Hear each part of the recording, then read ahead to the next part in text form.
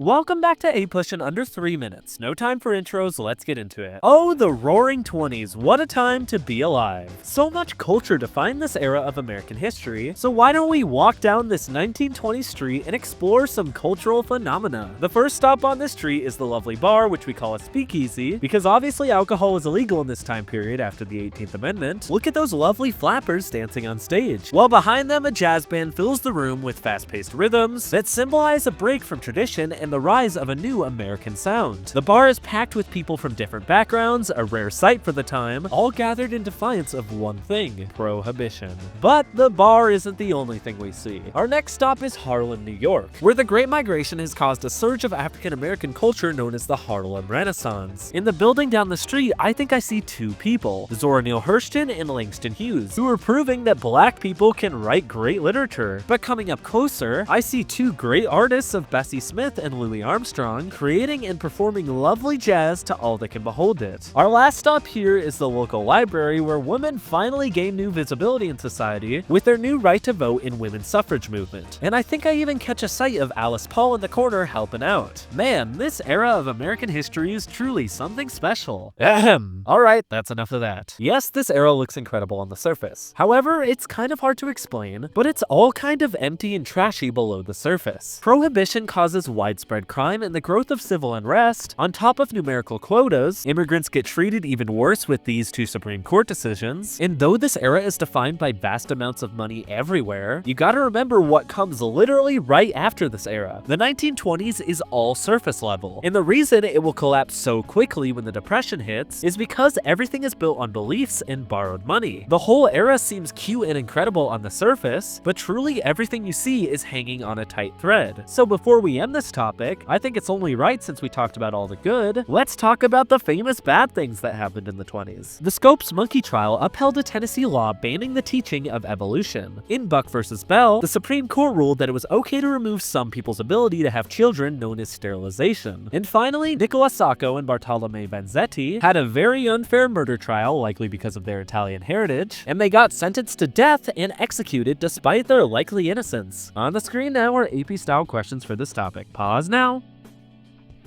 I'll put the answers on the screen now. I will see you in the next one.